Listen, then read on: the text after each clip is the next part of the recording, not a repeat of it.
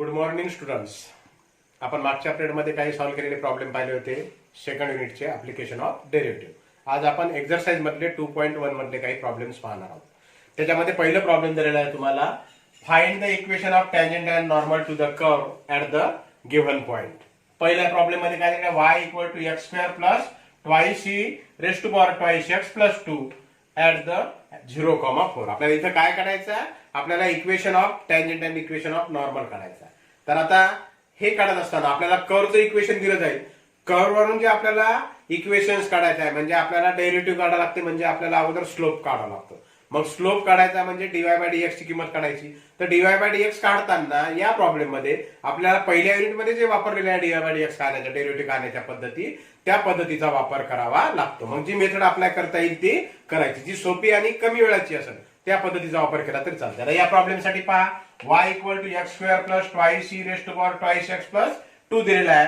Differentiate with respect to x केल्यावर dy by dx काय आलं, एक्स स्क्वेअरचा डेरिव्हेटिव्ह आला twice x plus 2 constant e raise to power twice x चा derivative काय, e raise to power twice x into ddx of 2x काय आला, 2 आला. म्हणून आपण डायरेक्ट 2 लिहिला. प्लस 2 चा डेरिव्हेटिव्ह कॉन्स्टंट आहे, कॉन्स्टंटचा डेरिव्हेटिव्ह किती 0, म्हणजे आपल्याला मिळाला डीवाय बाय डीएक्स ची किंमत twice x plus 4 into e raise to power twice x. आपल्याला या डीवाय बाय डीएक्स ची किंमत कोणत्या पॉईंट साठी काढायची आहे, 0,4.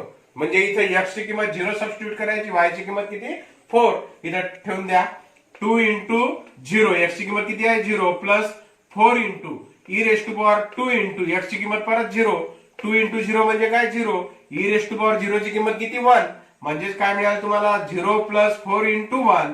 4 इंटू 1 म्हणजे 4. म्हणजेच आपल्याला डीवाय बाय डीएक्स ची किंमत काय मिळाली 4. पण डीवाय बाय डीएक्स म्हणजे काय आहे, स्लोप ऑफ टँजंट आहे. मग स्लोप ऑफ टँजंट ची किंमत किती 4. आणि स्लोप ऑफ नॉर्मल काय राहते, त्याचा रेसिप्रोकल, फक्त दोघांच्या साईड काय राहते अपोजिट. म्हणजेच 1/4 हा प्लस असल्यामुळे हा काय झाला मायनस. मग इक्वेशन ऑफ टँजंट आपल्याला माहित आहे, equation of any line if the point is given and slope is given then that equation is given by y minus y1 equal to slope times x minus x1. आपण तेच वापरलं, y minus y1 equal to slope times x minus x1. y minus y1 ची किंमत किती 4 equal to slope ची किंमत किती आहे, स्लोप आला 4. 4 into x minus x1. x1 ची किंमत किती आहे 0, म्हणजेच 4x. आता x हा आपण डाव्या बाजूला घेतो, हे टोटल टर्म आपण उजव्या बाजूला घेतलाय व्यवस्थित स्टँडर्ड फॉर्म मध्ये. तर काय इक्वेशन मिळालं, 4x minus y plus 4 equal to 0. It is the equation of tangent. आता आपल्याला इक्वेशन ऑफ नॉर्मल काढायचं आहे. इक्वेशन ऑफ नॉर्मल इज तेच equation y minus 4 equal to, फक्त स्लोप चेंज केला आपण. 4 च्या ऐवजी काय ठेवलं minus 1/4. x minus 0, 4 न मल्टिप्लाय केला, cross multiplication 4y into 4 into 4 minus 16 minus x परत डाव्या बाजूला आणला, x प्लस 4y मायनस 16. म्हणजेच इक्वेशन ऑफ टँजंट काय आला आपल्याला. जर आन्सर लिहायचा असेल आपल्याला तर इक्वेशन ऑफ टँजंट इज काय मिळालं, equation of tangent 4x minus y plus 4 equal to 0 and equation of normal is x plus 4y minus 16 equal to 0. Next problem is x square minus root 3xy plus 2y square equal to 5 at root 3, 2.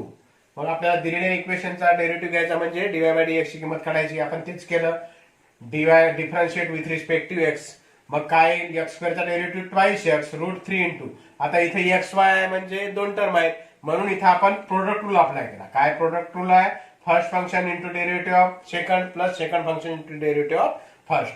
मग root 3 common काढला, x into dy by dx plus y into x चा derivative किती 1 plus 2 into y स्क्वेअरचा derivative 2y into dy by dx. उजव्या बाजूला 5 आहे, 5 म्हणजे constant, कॉन्स्टंटचा derivative किती आहे 0 आहे. मग याला व्यवस्थित लिहिलं आणि व्यवस्थित लिहिल्यानंतर कॉन्स्टंट टर्म एकत्र लिहिल्या म्हणजे ज्याच्यासोबत डीवाय बाय डीएक्स नाही अशा टर्म, कॉन्स्टंट म्हणण्यापेक्षा ज्याच्यासोबत डीवाय बाय डीएक्स नाही अशा term twice x minus root 3y एकत्र लिहिल्या. नंतर डीवाय बाय डीएक्स आहे, हे प्लस आहे हे मायनस आहे, म्हणून सुरुवातीला plus 4y minus root 3x into dy by dx. आपला उद्देश आहे त्या डीवाय बाय डीएक्स ची किंमत काढायची. मग ह्या टर्म उजव्या बाजूला जातील. उजव्या बाजूला जाताना नियमानुसार काय होते, प्लस आहे ती मायनस होते, मायनस आहे ती प्लस होते. मग इथं तेच केलं, route 3y minus 2x. 2x plus होते तर मायनस झाले, मायनस रूट 3y प्लस होते तर काय झाले हे मायनस होते तर काय झाले प्लस झाले, आणि ही टर्म याला डीवाय बाय डीएक्स ला मल्टिप्लाय आहे, मग इथं काय होईल तो डिवाइड मध्ये जाईल. म्हणजे डीवाय बाय डीएक्स ची किंमत काय आली तुम्हाला √3y minus 2x upon 4y minus √3x. पण आपल्याला डीवाय बाय डीएक्स ऍट कोणत्या पॉइंटला पाहिजे √3,2 साठी. मग इथं x ची किंमत √3 ठेवा, y ची किंमत ठेवा 2. मग इथं y च्या ठिकाणी 2 सबस्टिट्यूट केला, x च्या ठिकाणी √3, पुन्हा y च्या ठिकाणी 2, x च्या ठिकाणी √3. √3 इंटू 2 2√3 मायनस 2√3 म्हणजे न्यूमरेटर मध्ये 0 टर्म येईल. 8 मायनस √3 इंटू √3 3, 8 मायनस 3 किती 5, 0/5 इक्वल टू 0. म्हणजे स्लोप ऑफ द टँजंट काय मिळाला 0. जर 0 असेल तर आपल्याला माहित आहे लाईन कशा मिळते ना स्ट्रेट लाईन मिळते ना. म्हणजेच आपल्याला इथं इक्वेशन ऑफ टँजंट मध्ये त्या फॉर्म्युल्यानुसार टाकली m ची किंमत 0, y minus 2 equal to 0 into anything equal to 0, y minus 2 equal to 0. म्हणजेच काय मिळाली y equal to 2. Equation of normal मध्ये आपण 1/0 घेतो, पण 1/0 म्हणजे इन्फिनिटी नाही घ्यायची. इथं लक्षात घ्या या 0 ने याला मल्टिप्लाय केलं तर ही टर्म डावी बाजू काय मिळते 0. म्हणजेच x minus √3 into 1 equal to 0. म्हणजेच x मायनस √3 इक्वल टू 0 मिळाला. म्हणजेच x इक्वल टू √3. म्हणजे y equal to 2 is a equation of tangent आणि x equal to √3 is a equation of normal. ह्या दोन्ही लाईन कशा आहेत x आणि y ऍक्सिस ला पॅरलल आहेत, म्हणजे कशा आहेत स्ट्रेट आहेत. म्हणून म्हटलं इथं स्लोप 0 आला की लाईन तुम्हाला काय मिळतील इंटरसेक्ट न करता काय मिळतील parallel to coordinate axis. Next problem पाहू. Next problem is x sin 2y equal to y cos 2x. We have to find the equation of tangent and normal at the point π/4, π/2. मग आता दिलेले equation हे सरळ सरळ नाही, थोडंसं दिसायलाही कॉम्प्लिकेटेड आहे, आणि हे प्रॉब्लेम 4 मार्कासाठी किंवा 3 मार्कासाठी इथं वापरलं जाऊ शकते. म्हणून आपल्याला इथं differentiate with respect to x करताना आपल्या ज्या पहिल्या पद्धती आहे त्याचा वापर करायचा, गोंधळ करायचा नाही. म्हणजेच काय ddx ऑफ sin 2y. आता इथं x sin 2y म्हणजे दोन फंक्शन्स आहे, मग इथं आपण प्रोडक्ट रूल लावला. Differentiate with respect to we get, पण इथं कोणता rule by product rule. Product rule कारण इथं दोन फंक्शन्स आहेत, इथं सुद्धा दोन फंक्शन्स आहेत. मग first function into derivative of sin 2y plus sin 2y into derivative of first x.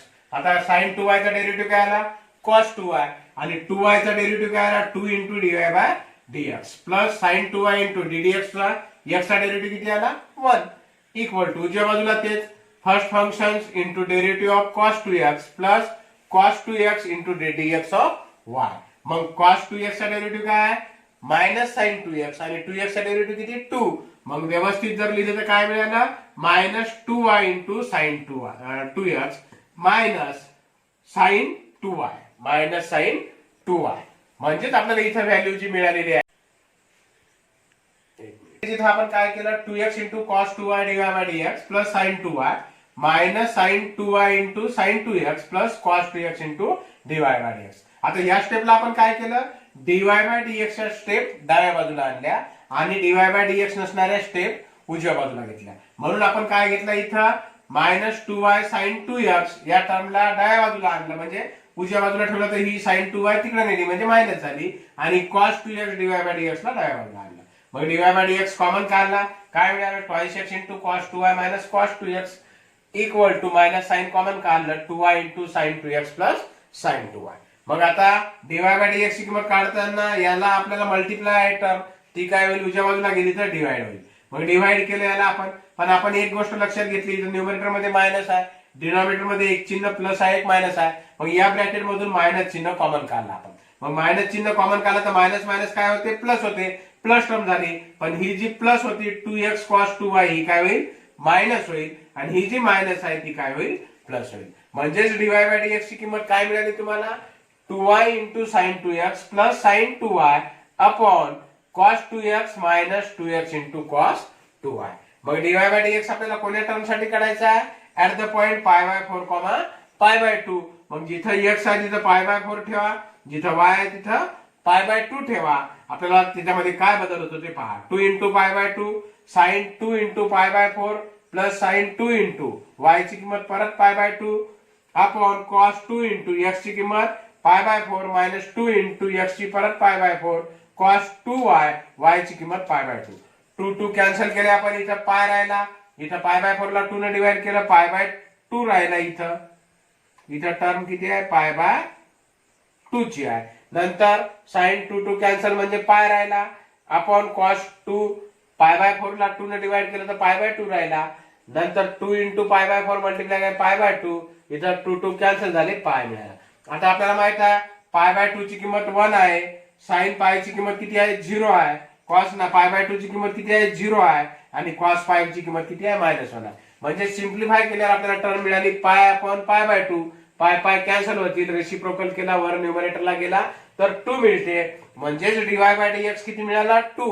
म्हणजे डीवाय बाय डीएक्स म्हणजे काय आहे तर स्लोप ऑफ टँजेंट आहे. मग स्लोप ऑफ टँजेंट आपल्याला 2 मिळाला आणि स्लोप ऑफ नॉर्मल काय मिळाला आपल्याला -1/2. आता आपल्याला इक्वेशन्स काढायचं आहे. इक्वेशन ऑफ टँजेंट आपल्याला स्लोप माहित आहे काय मिळाला ते स्लोप 2 मिळाला होता. मग आपण त्याच्यामध्ये इक्वेशन्स ठेवून दिलं y y1 equal to slope times x x1.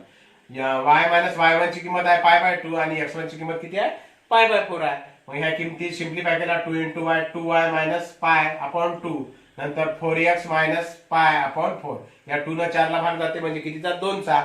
दोन्ही कडले न्यूमरेटर मधल्या टर्म सारख्या आल्या, डिनॉमिनेटर मधले 2 काय होतील कॅन्सल होतील. मग काय मिळाल 2y minus pi equal to 4x minus pi. मग डाव्या बाजूला टोटल टर्म आणला तर 4x minus pi plus pi minus 2y equal to 0 plus pi minus pi 0 म्हणजे 4x minus 2y equal to 0 आपल्याला कशाचं मिळालं इक्वेशन ऑफ टँजेंट. आता इक्वेशन ऑफ नॉर्मल काय y minus pi by 2 slope फक्त 2 च्या ऐवजी -1/2 x मायनस पाय बाय 4. तसंच 4 into x 4x minus pi upon 2 into 4 किती येते 8 येते. इथे 2y मायनस पाय अपॉन 2. मग आता आपण काय केलं 2 ने 8 ला डिवाइड केलं कितीचा भाग जाते 4 चा. परत क्रॉस मल्टिप्लिकेशन घेतलं 4 into 2y means 8y minus 4 pi equal to pi minus 4x. Total term डाव्या बाजूला आणल्या तर काय मिळते आपल्याला 4x मायनस पाय मायनस 4 पाय प्लस 8y इक्वल टू 0 म्हणजे 4x plus 8y minus 5y equal to 0. म्हणजे आन्सर काय मिळालं आपल्याला इक्वेशन ऑफ टँजेंट मिळालं 2x minus y equal to 0 आणि इक्वेशन ऑफ नॉर्मल मिळालं आपल्याला 4x plus 8y minus 5y equal to 0. Next problem is x equal to root t y equal to t minus 1/√t at t equal to 4. आता याच्यामध्ये आपल्याला tangent आणि नॉर्मलचे equations काढायचे. आपण T मध्ये आहे म्हणजे याचा अर्थ इक्वेशन्स कोणते आहेत पॅरामेट्रिक फॉर्मचे. आणि पॅरामेट्रिक फॉर्म मध्ये आपल्याला डेरिव्हेटिव्हचा फॉर्म्युला काय dy बाय dx ची किंमत dy by dx equal to dy by dt upon dx by dt. मग इथं आपल्याला तेच करायची. x ची किंमत घेतली आपण, x ची किंमत काय घेतली आपण root t. dx by dt ची किंमत यायची रूट टी चा 1/√t. y ची किंमत काय t मायनस 1/√t. आता याला थोडं सिंप्लिफाय फॉर्म लिहिलेलं रूट टी ला न्यूमरेटर मध्ये घेतलं तर काय येते t रेस टू पॉवर -1/2. मग dy बाय dt ची किंमत काय येते dt of t minus dt of t raise to power half. आता t रेस टू पॉवर -1/2 आपल्याला माहित आहे. dt of ddx of x to the power n असेल तर आपण काय करतो n into x to the power n minus 1. मग येथे -1/2 समोर आला t इंटू -1/2 मायनस 1 -1/2 -1 ची बेरीज किती येते -3/2. मग -3/2 ला आपण न्यूमरेटरचा परत डिनॉमिनेटरला घेतला तर किती आला +3/2. पुन्हा क्रॉस मल्टिप्लिकेशन केलं तर काय मिळते आपल्याला 1 into 2t raise to power 3/2 plus 1 upon 2t raise to power 3/2. हे कोणाची किंमत आली dy बाय dt ची. आपल्याला dy बाय dx पाहिजे. dy बाय dx चा फॉर्म्युला काय dy by dt upon dx by dt. किमती टाकून दिल्या dy बाय dt चे twice t raise to power 3/2 plus 1 upon twice t raise to power 3/2 upon dx by dt ची किंमत किती आली 1/2√t 1/2√t. आता हा जर टर्म रेसिप्रोकलला गेली तर काय येते 1 अपॉन च्या ऐवजी 2√t अपॉन 1. मग तेच मल्टिप्लाय केली. इथं 2 आहे दोन्ही कडले काय केले कॅन्सल केले. t न्यूमरेटर मध्ये आहे t चा पॉवर हाफ इथं t चा पॉवर 3/2 आहे. घातांकाच्या नियमानुसार पुन्हा आपण काय करता येईल हा नियम वापरला a raise to power m upon a raise to power n equal to 1 upon a raise to power n minus m. पण केव्हा n is greater than m. हा नियम वापरला. या नियमानुसार आपण 3/2 मायनस 1/2 3 मायनस 1 2 2/2 म्हणजेच किती 1 म्हणजेच किती आली किंमत dy बाय dx ची किंमत आली 2t raise to power 3/2 plus 1 upon t. मग dy बाय dx आपल्याला कोणत्या किमतीसाठी पाहिजे t इक्वल टू 4 साठी पाहिजे. मग इथं जिथं t आहे तिथं काय सबस्टिट्यूट करायचा 4 सबस्टिट्यूट करायचा. 2 इंटू 4 चा पॉवर 3/2 प्लस 1. आता आपल्याला 4 चा पॉवर 3/2 काढता येत नाही. मग आपण परत इथं घातांकाचा परत नियम लावला कोणचा a to the power m raise to power 1/m असेल तर आपण काय लिहू शकतो ए लिहू शकतो. मग त्याच नियमाचा वापर केला 2 चा स्क्वेअर रेस टू पॉवर 3/2 किंवा त्याला दुसरा नियम म्हणता तुम्ही a to the power m upon n equal to a to the power m n. A raise to power m raise to power n equal to a raise to power m n. या रूपांतर घातांकाचं केलं आपण 2 into 3/2. मग 2 काय होतील cancel होतील. 2 cube मिळाला आपल्याला. 2 चा क्यूब किती 8 इंटू 2 16 प्लस 1 17/4 म्हणजे dy/dx ची किंमत काय मिळाली तुम्हाला 17/4. म्हणजेच टँजंटचा स्लोप मिळाला 17/4 आणि नॉर्मलचा स्लोप काय मिळाल -4/17. आता आपल्याला याच्यामध्ये काय पाहिजे x आणि y च्या किमती काढायच्या आहेत कारण आपल्याला at the point x y आहे. मग जिथं जिथं t आहे तिथं काय सबस्टिट्यूट करायचं 4. मग याच्यावरून आपल्याला x y च्या किमती काढायच्या.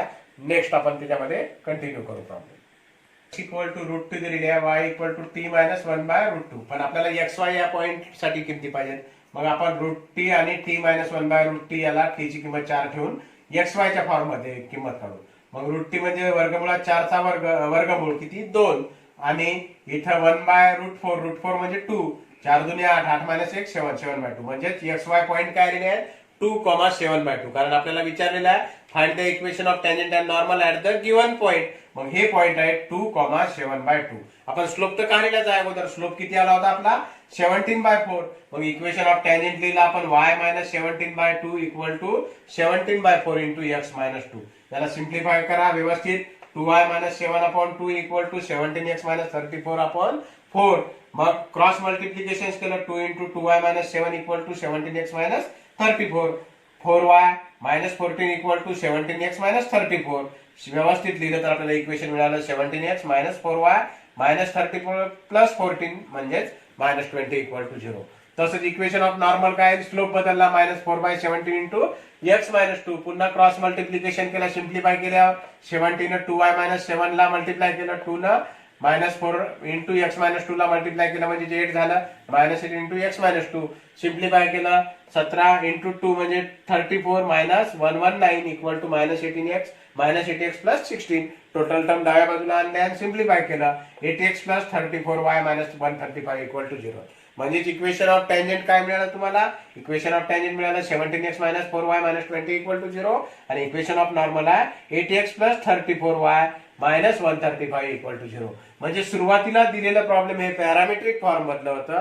पॅरामेट्रिक फॉर्म मधल्या फॉर्म्युला आपण पहिल्या डेरिव्हेटिव्हच्या मेथडनुसार पॅरामेट्रिकची dy/dx equal to dy/dt upon dx/dt वरून किंमत काढली. नंतर xy च्या किमती काढल्या. नंतर स्लोप काढला आणि सगळ्या किमती सबस्टिट्यूट करून आपल्याला हे प्रॉब्लेम सॉल्व्ह केलं. हे प्रॉब्लेम आपल्याला बोर्डामध्ये 4 मार्कासाठी येऊ शकते. नेक्स्ट पहिल्या प्रॉब्लेम मध्ये आपल्याला टॅन्जंट आणि नॉर्मलचे इक्वेशन्स काढायचे. त्याच्या दुसऱ्या प्रॉब्लेम मध्ये तुम्हाला काय करायचं आहे पॉइंट काढायचे आहेत. काय क्वेश्चन्स कोणत्या टाइप मध्ये दिलेले आहेत ते पहा.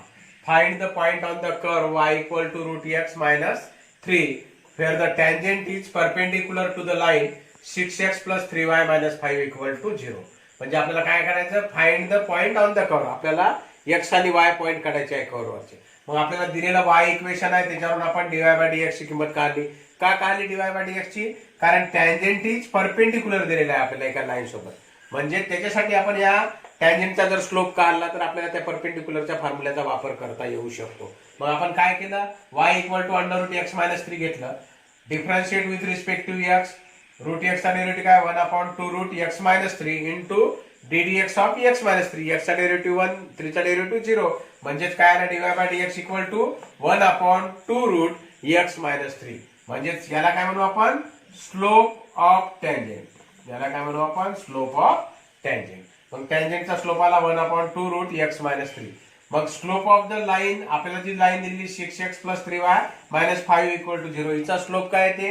जर तुम्हाला या पद्धतीची लाईन असेल तर स्लोप काढायचा फॉर्म्युला लक्षात ठेवा. If ax plus by plus c equal to 0 is any line then slope of the line is given by m equal to minus a by b. Minus a by b म्हणजेच काय a म्हणजे coefficients of x minus coefficients of x upon coefficients of y. हा formula आहे कोण्या line साठी ax plus by plus c equal to 0. म्हणून आपण त्या फॉर्म्युल्याचा वापर केला. याला आपण m ला स्लोप म्हटलं. Slope equal to slope of the line equal to minus a by b minus 6/3. कारण x चा कोएफिशियंट 6 आहे y चा कोएफिशियंट किती आहे 3. मायनस 6/3 म्हणजे किती आलं -2. -2 स्लोप कोणाचा आला? -2 स्लोप आला गिवन लाईनचा. आता या लाईनला परपेंडिक्युलर टँजंट आहे, म्हणजे tangent is a perpendicular of given line. म्हणजेच आपल्याला टँजंटचा स्लोप आणि दिलेल्या टँजंटचा स्लोप या दोघांचं मल्टिप्लिकेशन किती यायला पाहिजे? -1. आपल्याला माहित आहे ही condition. If m1 and m2 are any two lines having two slopes m1 and m2 and they are perpendicular, then m1 into m2 equal to -1. हा फॉर्म्युला आहे. त्याच्यावरून आपण dy/dx into -2 equal to -1, कारण ही लाईन दिलेली आहे तुम्हाला. मग dy/dx ची किंमत टाकून दिली 1/2 रूट x - 3 into -2 equal to 1. Simplify केलं आपल्याला मिळालं -1 इक्वल टू क्रॉस मल्टिप्लिकेशन केल्यावर x - 3. आपल्याला x ची किंमत काढायची आहे. दोन्ही बाजूचा स्क्वेअर केला. आपण जर स्क्वेअर केला तर रूट आणि स्क्वेअर रूट निघून जाते. x - 3 equal to -1. -1 चा स्क्वेअर किती? 1. म्हणजे x ची व्हॅल्यू मिळाली 4. y ची व्हॅल्यू किती मिळाली? x - 3 चं इक्वेशन आहे, त्याच्यामध्ये x ची किंमत 4 सबस्टिट्यूट केली तर 4 - 3 इक्वल टू 1. म्हणजे XY पॉइंट काय मिळाला आपल्याला? 4,1 are the points on the curve. Next problem is find the point on the curve y equal to x cube minus 2x square minus x where the tangents are parallel to the 3x minus y plus 1 equal to 0. या लाईनला tangents parallel दिला आणि कर्वचं equation दिलं. तुम्हाला काय करायचं आहे? Find the point on the curve. मग y वरून आपण dy/dx घेतला. x क्यूब चा डेरिव्हेटिव्ह किती? 3x square. Twice x square चा डेरिव्हेटिव्ह किती? 2 समोर आला. 2 into 2 किती झाला? 4. x चा डेरिव्हेटिव्ह किती? 1. पण मायनस चिन्ह असल्यामुळे -1. म्हणजे dy/dx ची किंमत किती आली? 3x square - 4x - 1. म्हणजे स्लोप ऑफ द टँजंट किती आला? 3x square - 4x - 1. मग आता आपण स्लोप ऑफ द लाईन काढायलो. लाईन काय दिली? 3x - y + 1 equal to 0. अगोदरच फॉर्म्युला सांगितला मी तुम्हाला -a/b. म्हणजे स्लोप किती आला? -3/-1 इक्वल टू 3. मग tangents are parallel to the line. Tangent parallel आहे आणि पॅरलल लाईनचे स्लोप कसे असतात? The slope of the parallel lines are same. If m1 and m2 are the slope of two parallel lines, then m1 equal to m2. मग पहिल्या लाईनचा slope किती आला? 3x square - 4x - 1. दुसऱ्या लाईनचा स्लोप किती आहे? 3. पॅरलल असल्यामुळे दोन्ही स्लोप काय होतील? इक्वल. याला इक्वल दाखवलं. नंतर याला सॉल्व्ह केलं तर इक्वेशन काय तयार झालं? 3x square - 4x - 4 equal to 0. It is a quadratic equation आहे. क्वाड्रॅटिक इक्वेशन मध्ये x स्क्वेअरचा कोएफिशियंट अदर दॅन 1 आहे. मग आपल्याला पद्धत काय आहे दहावीची? या कॉन्स्टंटला शेवटच्या टर्मला आपण मल्टिप्लाय करतो. 3 into -4 -12. या -12 चे फॅक्टर पाडतो की ज्याची ऍडिशन किती आली पाहिजे? -4 आली पाहिजे. मग साइन 2 12. -6 + 2 ची बेरीज किती? -4. आणि -6 + 2 चं मल्टिप्लिकेशन किती? -12. मग आपण मधल्या टर्मचा काय केलं? -6x + 2x या पद्धतीने त्याला म्हणजे त्याला काय म्हणतो आपण? डिकम्पोज केलं. आलं लक्षात? दहावीला 3 पद्धती होती आपल्याला मधल्या पदाची फोड करून. तर इथं आपण सरळ सरळ मधल्या पदाची फोड केली. तुम्ही फॉर्म्युला मेथड लावली तरी चालते, कम्प्लीट स्क्वेअर लावली तरी चालते, पण याचे अवयव तुम्हाला पाडता आले पाहिजे. मग 3x कॉमन मिळाला. राहिलं काय? x - 2 + 2 कॉमन मिळाला. x - 2. दोन्हीकडे ब्रॅकेट मिळाला. x - 2. 3x + 2 परत कॉमन घेतला. मग आपल्याला x ची किंमत काढायची आहे. मग 3x + 2 इक्वल टू 0 और x - 2 इक्वल टू 0. मग x ची व्हॅल्यू काय आली? -2/3 और x इक्वल टू 2. आता येथे x च्या 2 व्हॅल्यू मिळाल्या. मग x वर आधारित y ची व्हॅल्यू आहे, कारण y equal to x³ - 2x square - x हे इक्वेशन आहे. म्हणजे x ची पहिली किंमत आपण 2 ठेवली, त्याच्यावरून y ची किंमत काढली.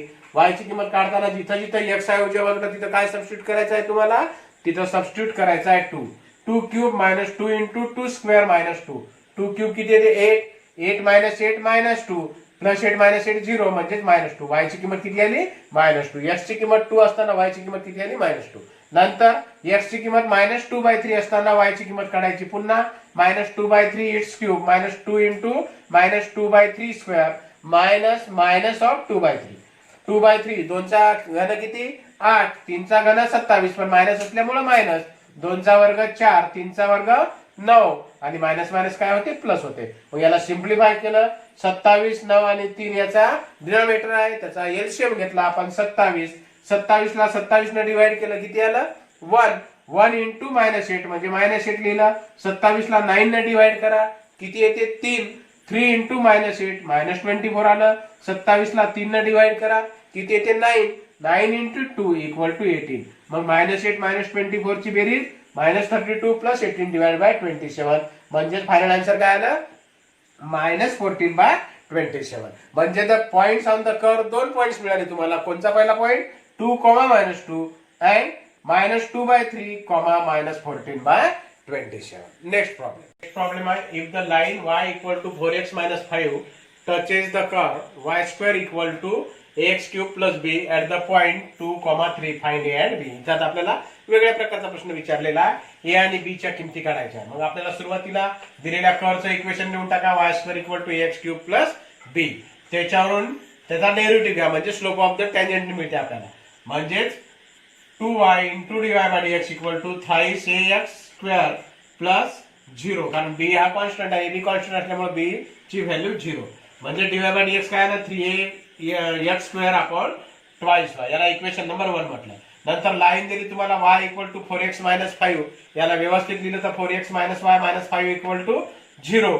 याचा स्लोप मिळाला तुम्हाला -4/-1 इक्वल टू 4. या स्लोप वरून आपण पहिली जी dy/dx ची किंमत आहे त्याच्याबरोबर त्याला इक्वेट केलं. इथं 3ax² upon twice y equal to 4 याला सिम्प्लिफाय केलं 3ax² इक्वल टू 8y. मग आपण त्याच्यामध्ये 2, 3 लाईन ऑन द लाईन आहे म्हणजेच x ची किंमत 2 आणि y ची किंमत 3 ठेवून याला आपण सिम्प्लिफाय केलं. याच्यावरून आपल्याला a ची किंमत सिम्प्लिफाय केल्यावर a इक्वल टू किती मिळालं 2 मिळालं. म्हणजे a च्या व्हॅल्यूसाठी हे सॉल्व्ह केलं. पण त्याच्या अगोदर आपण काय केलं y² equal to ax³ + b हे जे इक्वेशन आहे याच्यामध्ये x आणि y च्या किमती किती ठेवल्या 2 आणि 3. मग x आणि y च्या किमती ठेवल्यावर आपल्याला हे सिम्प्लिफाय केल्यावर इक्वेशन काय मिळालं 3² 9 2³ 8 8 into a 8a + b equal to 9. याला इक्वेशन 3 म्हटलं आपण. आणि या इक्वेशनची a ची आलेली किंमत या इक्वेशन मध्ये इथं सबस्टिट्यूट केली म्हणजेच 8a + b equal to 9. a ची किंमत 2 सबस्टिट्यूट केली b ची किंमत किती मिळाली -7. म्हणजे आपल्याला काढायचं होतं a आणि b च्या किमती. a ची किंमत 2 मिळाली आणि b ची किंमत -7 मिळाली. म्हणजे काय केलं आपण इथे याच्यामध्ये फक्त आपण त्याचा डेरिव्हेटिव्ह घेतला. त्याचा डेरिव्हेटिव्हचा स्लोप जो आहे म्हणजे त्याचा डेरिव्हेटिव्ह आणि या लाईनचा स्लोप याला इक्वेट केलं आणि त्या आलेल्या इक्वेशनला 2 आणि 3 या पॉइंटसाठी सॅटिस्फाय केलं. दुसरी गोष्ट इक्वेशन ऑफ कर्वला आपण काय केलं या 2 आणि 3 पॉइंटसाठी सॅटिस्फाय केलं कारण 2 and 3 lies on that curve. मग या दोन इक्वेशन वरून आपण कंपेअर केल्यावर आपल्याला एक इक्वेशन ए ची व्हॅल्यू मिळाली. आलेली ए ची व्हॅल्यू आपण पहिल्या इक्वेशन मध्ये सबस्टिट्यूट केली आणि आपण आपले आन्सर काढले. अशा पद्धतीने आन्सर किती मिळाले 2 आणि -7.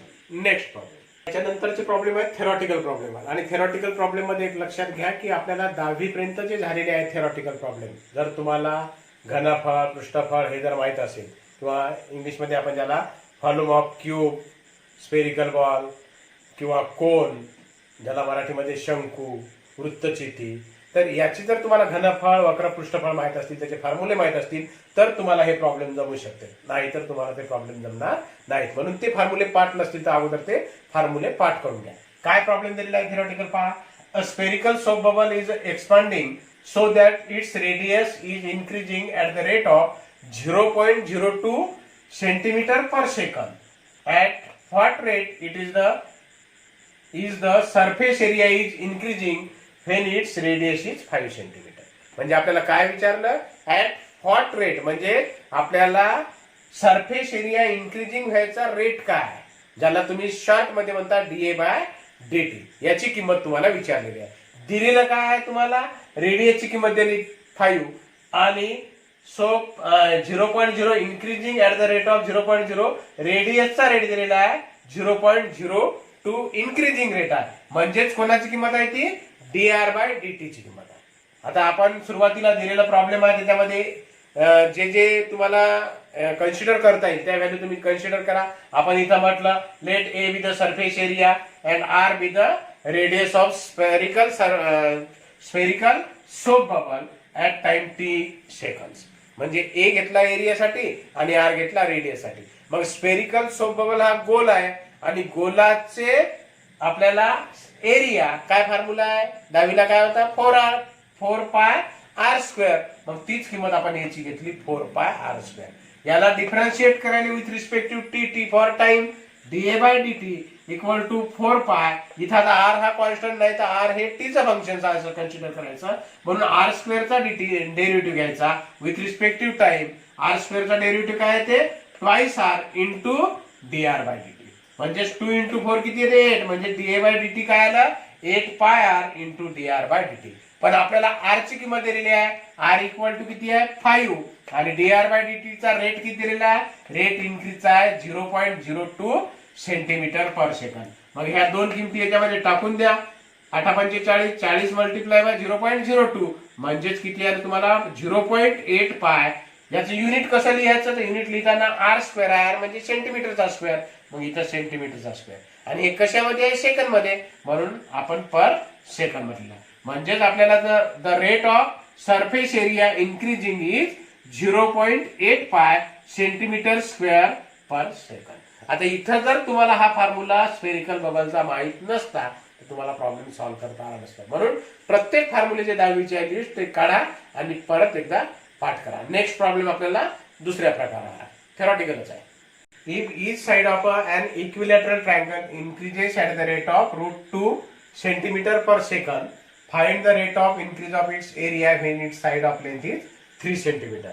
म्हणजे आपल्याला लेंथची किंमत साइड ऑफ लेंथ म्हणजे इक्विलॅटरल ट्रायंगलची साइड दिलेली आहे 3 centimetre.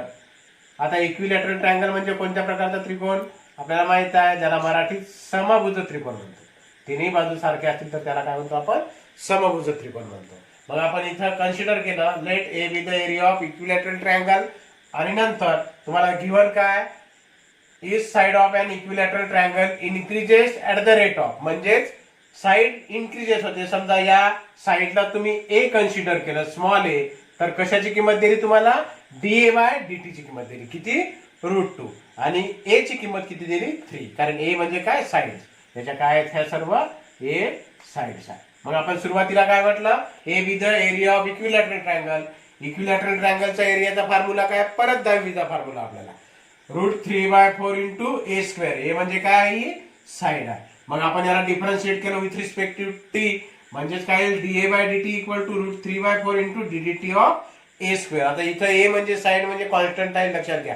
It is a function of T म्हणून याला सुद्धा तुम्हाला डिफरन्शिएट करावं लागते. मग ए स्क्वेअरचा डेरिव्हेटिव्ह काय ते twice A into da by DT. मग 2 न 4 ला भाग जाते म्हणजेच 2 चा म्हणजेच √3/2 ए इंटू डीए बाय डीटी. मग ए ची किंमत किती ए इक्वल टू 3 सेंटीमीटर. ए ची किंमत 3. डीए बाय डीटी ची किंमत किती ऍट द रेट ऑफ √2 म्हणजेच डीए बाय डीटी ची किंमत किती √2. आपण इथे गिव्हन मध्ये ते लिहिलेलं आहे. मग त्याच्या किमती टाका 3 इंटू √3 इंटू 2 √2 इंटू √3 3 इंटू 3 म्हणू आपण त्याला म्हणजेच डिवायडेड बाय 2. म्हणजेच आन्सर काय मिळाला तुम्हाला 3 divided by 2 centimetre square per second. म्हणजेच काय विचारलं आपल्याला की be side of a equilateral triangle increases at the rate of √2 centimetre per second.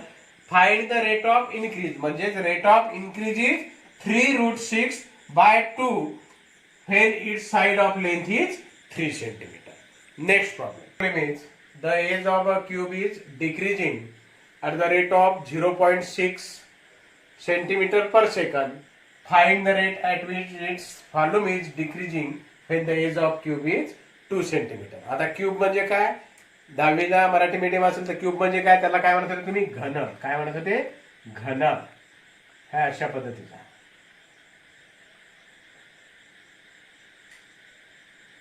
Age of the cube हा झाला क्यूब. तर या क्यूबला तुम्ही कडा म्हणता किंवा साइड म्हणता आपण त्याला. तर तिथं आपण a with the edge or side of the cube असं कन्सिडर केलं. एज म्हटलं तरी चालते. मग व्हॉल्यूम ऑफ क्यूब काय आपल्याला ए क्यूब. मग ए क्यूब मग त्याला डिफरन्शिएट घेतलं with respective time t. Da by dt equal to d dt of a cube means thrice a square into da by dt. म्हणजे डीए बाय डीटी ची किंमत किती आली thrice a square into da by dt. A ची किंमत दिलेली आहे तुम्हाला 2 आणि डीए बाय डीटी ची किंमत किती रेट किती दिलेला आहे the edge of cube is decreasing at the rate म्हणजे रेट ऑफ डिक्रीजिंग किती दिलेला आहे 0.6 म्हणजेच डीए बाय डीटी ची किंमत किती दिली 0.6 सेंटीमीटर पर सेकंद. ह्या दोन्ही किमती टाका सॉल्व करा. 2 चा स्क्वेअर किती 4 4 त्रिक 12 12 मल्टिप्लाय बाय 0.6 12 72 पण एक स्थळांतर पॉईंट आहे म्हणजे 7.2 सेंटीमीटर क्यूब पर सेकंड. म्हणजे आन्सर किती आलं तुम्हाला? 7.2 centimetre cube per second. Thank you. Man of height 1.5 meter is moving towards a lamp post at the rate of 3 by 4 meters per second. If the height of the lamp post is 4.5 meters, find the rate at which number 1 his shadow is shortening, the tip of the shadow is moving. आता हेच problem आपण अगोदर solve केलेल्या problem मध्ये पाहिलं होतं. हेच problem होता, फक्त याच्यामध्ये बदल काय होता? इथं शॉर्टनिंग हा शब्द आला, तिथं लेंथनिंग हा शब्द होता. म्हणजे वाहनने लांबी, इथं शॉर्टनिंग म्हणजे टुवर्ड्स म्हणजे कमी होणे. प्रॉब्लेम तेच आहे, फक्त किमती बदललेल्या आहे. त्याच्यामध्ये 4.5 मीटर्स होतं, याच्यामध्ये 4 पॉईंट लॅम्प पोस्टची लांबी तेवढी दिलेली आहे, फक्त इथली व्हॅल्यू तिथली आणि ही वेगळी आहे. म्हणजे प्रॉब्लेम सेम आहे. म्हणून आपण डायग्राम काढली. डायग्राम मध्ये आपण कन्सिडर केलं एमएन ही माणसाची उंची आहे, तर AO हे लॅम्प पोस्टची उंची आहे. लॅम्प पोस्टची उंची तुम्हाला दिलेली आहे. लॅम्प पोस्टची उंची आहे 4.5 मीटर. माणसाची उंची दिलेली आहे. नंतर हे X आणि Y ह्या लेंथ दिलेल्या आहेत तुम्हाला त्या पॉइंट बी पासून, म्हणजे या शॅडोची लांबी, आणि हे X प्लस Y हे या बी पासून या लॅम्प पोस्टच्या बेसची लांबी. हे दिलेल्या माहितीवरून आपण सुरुवातीला एक्सप्लेनेशन लिहिलं. In figure let OA be the lamp post and MN be the man's height. Let X and Y be the shadow and distance of a man from a lamp post at a time t. X, Y are the functions of time t. Given that the man is moving towards the lamp post at the rate काय दिलेला आहे त्याचा? 3 by 4 meters. 3 by 4 meters per second. Therefore, dy by dt equal to 3 by 4. We have to find dx by dt. B is the tip of the shadow. Its distance is x plus y from the post. Triangle BMN, similar triangle AOB. आपण हा 10वीचा concept म्हटलं होतं. कोणची taste लागते म्हटलं होतं तिथं? AA taste म्हटलं होतं. त्या कन्सेप्ट नुसार जर ट्रायंगल सिमिलर असतील, ज्याला आपण समरूप म्हणतो, जर त्रिकोण समरूप असतील तर बाजू कशा असतात? प्रमाणात. मग length are in, sides are in proportion. त्याच्यानुसार आपण MB upon OB equal to MN upon OA लिहिलं. त्याच्यामध्ये त्याच्या किमती टाकल्या. x upon x plus y equal to 1.5 upon 4.5. Point cancel झाला. 15 ना 45 ला 3 चा भाग जाते. आन्सर आला 1/3. x upon x plus y equal to 1/3. Cross multiplication घेतलं. 3x equal to x plus y. Therefore 2x equal to y. x ची value काय आली? y/2. मग आपण काय केलं? त्यानंतर differentiate with respect to x. We get dx by dt equal to 1/2 dy by dt. पण dy by dt ची किंमत किती दिलेली आहे? Lamp post at the rate of 3 by 4. म्हणजेच lamp post is moving, the man is moving towards lamp post 3 by 4 meters. त्याचा जो rate दिलेला आहे तो 3 by 4 दिलेला आहे. मग आपण इथं 3 by 4 ची व्हॅल्यू टाकून दिली. 3 न मल्टिप्लाय केलं, 4 न मल्टिप्लाय केलं 2 ला, आपल्याला आन्सर मिळाला 3/8 मीटर पर सेकंड. नंतर आपल्याला डिस्टन्स म्हणजे ddt of x plus y dx by dt plus dy by dt.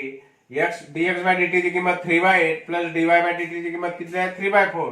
दोघांचा एलसीएम 8 घेतला. 8 ला 8 ने डिवाइड केलं 1 इंटू 3. 8 ला डिवाइड केलं 4 न 2 इंटू 3 6. 3 प्लस 6 9/8. म्हणजेच आन्सर काय आलं? Shadow is shortening at the rate of 3/8 meter per second and its tip is moving away at the rate of 9/8 meter per second. हे पहिलं प्रॉब्लेम जे दिलेला आहे सॉल्व्ह केलेला त्याच्यानुसार फक्त बदललं काय? इथं लेंथिंगच्या ऐवजी शॉर्टिंग. Next problem.